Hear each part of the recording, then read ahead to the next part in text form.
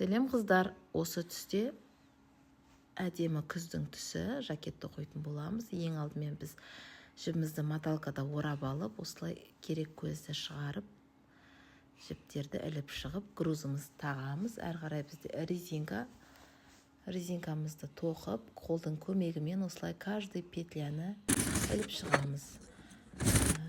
Әрі қарай қолтыққа дейін өлшемді, керек өлшемді тоқып шығамыз. Мынау енді алдыңғы полкасы, бірінші жағы. Екі жақта отырып қысқартып отыру арқылы тоқимыз. Екі жағы. Артына келдік. Және де екінші полкасы.